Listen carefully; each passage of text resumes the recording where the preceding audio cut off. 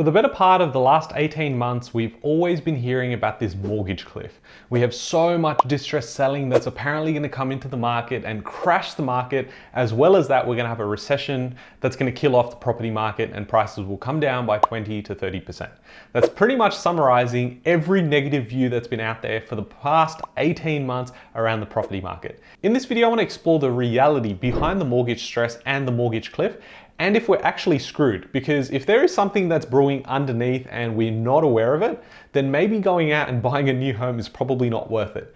Equally, if you're someone that's scared because we've heard all these top line numbers, but when you look beneath the surface and realize, shit, I've been listening to the wrong people and I just missed out on all these gains, then in this video, we're gonna figure that out as well. If you're interested in what my thoughts are, definitely keep watching. Hey guys, my name's Ravi and welcome back to Personal Finance with Ravi Sharma. If you're new here, smash that subscribe button because I talk about real estate, cryptocurrency, and financial freedom. Now I want to start off with the mortgage cliff. Essentially what this mortgage cliff was referring to was during the pandemic, we had low interest rates. Some people came out and they said, cool, I'm gonna go in variable rate. Interest rates are like 2 to 3%. This is fantastic. Others went and said, well, I don't think this is gonna last too long. So I'm gonna go fix my rates for like the next 2, 3, and 5 year period. So if you got our loan in say 2021, if you went out for 2 years, then that would end in 2023. Equally, if you got a property in early 22, then that fixed rate, if it was fixed for say 2 years, would end right now. So the idea was that people that had these low interest rate loans that were sitting at like 2 or 3% were gonna come off the fixed rates. And what happens after the fixed period is it reverts back to a variable rate the bank can actually come up with. And usually that number is around where the variable rate, if not higher. Now, if the variable rate right now is closer to about 7%, going from 2.5% or 3% to 7% is definitely going to start breaking the bank. So the whole idea was that when this mortgage cliff comes, and you'd have it as sort of like a big mountain and then it would sort of taper off, when the largest amount of people actually took on loans, when the fixed period on those loans would come to an end, that is when people would have to go out there and sell their properties because apparently we were all going to be stressed, we didn't have enough money, we weren't preparing for this, and that would lead to distressed selling.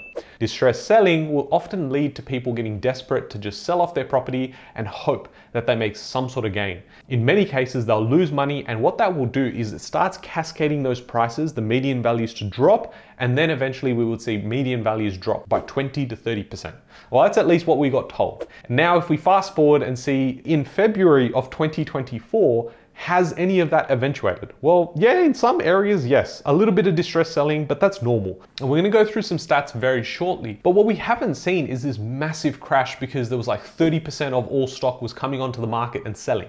A key thing that we didn't really factor into our calculations, well, at least these economists who were coming out and saying all this negative news, was that a lot of people that did buy in 2020 and 2021 actually have a shitload of equity in their properties now. So they may be in a position where if they had the servicing, they could actually go and take out some equity, have that sit as a buffer. And if they did have any sort of distress in making their mortgage repayments, they had that as a buffer. And some people actually did this. In other cases, people are ready to let go of other homes and let go of other expenses that they may have had just to be able to hold this property because they knew that, hey, I fixed it for 2 years and all I've seen for the past 12 months is interest rates keep going higher, higher, higher, and higher.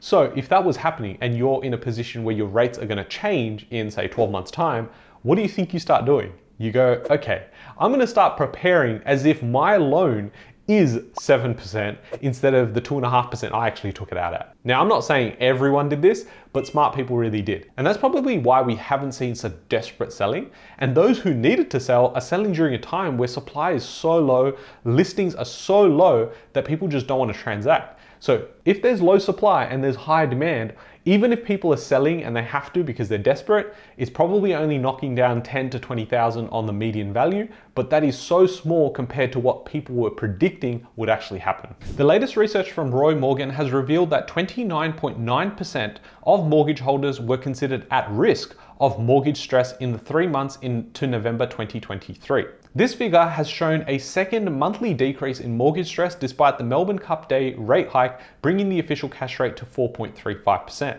The RBA continues to have a close eye on Australia's mortgage market, given that housing loans constitute nearly half of Australia's bank exposures. As such, financial stress among indebted households could directly impact financial stability with adverse consequences for the broader economy and households.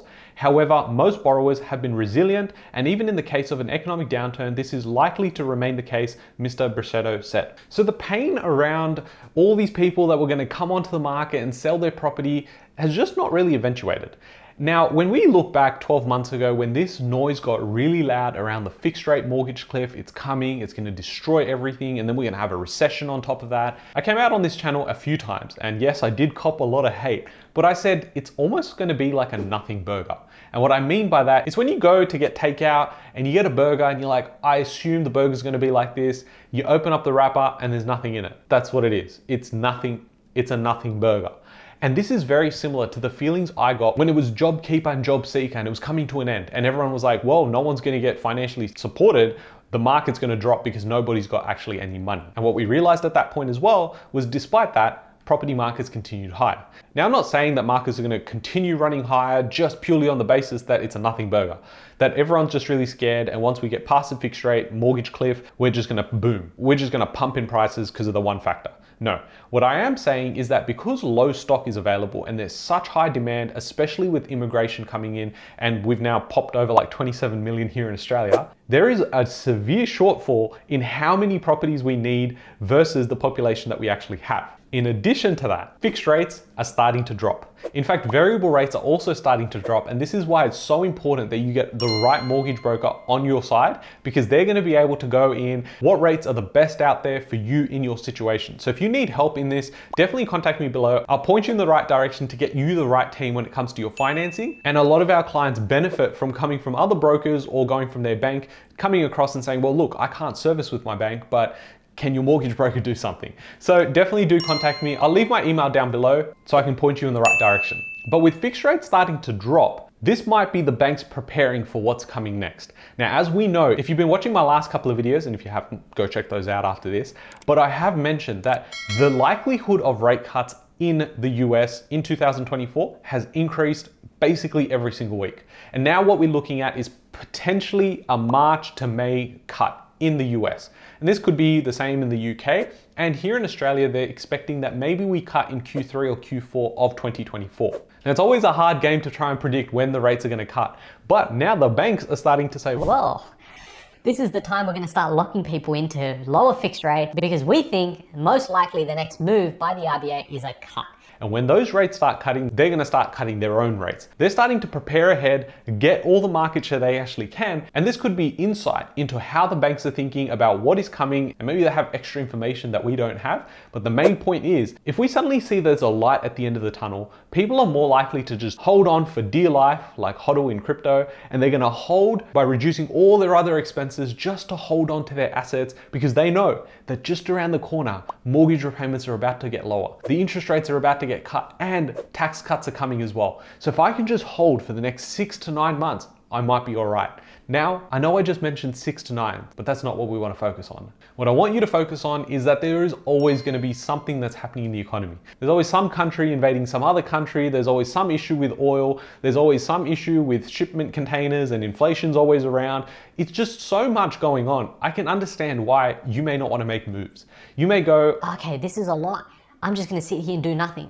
But guess what? You doing nothing is actually still something. And if you've been sort of waiting here for the last 12 months expecting the market's going to go lower, it's going to go lower, it's going to go lower, we've seen the complete opposite. And unfortunately, owning assets is getting harder and harder to do. So I urge you to look beyond that and say, okay, in the short term, do I have emergency funds? And if I do, and I can assess what my risks are, in addition to that, get the right team around me, then I'm going to be in safe hands to make my next move. And I promise you, the sooner you start, whether it's the right decision or not, you're gonna either learn from your mistakes or you're actually gonna make the right decision and win. It is honestly a win-win solution. So I hope you guys have enjoyed this video, got some insight around how there's always something going on, but really you should be out there acquiring assets for yourself and for your future self, as well as for your family. Because at the end of the day, there is one thing that's guaranteed in life, and it's the devaluation of our currency. I hope you guys have enjoyed this one, and I'll catch you guys in the next one. Thanks, guys.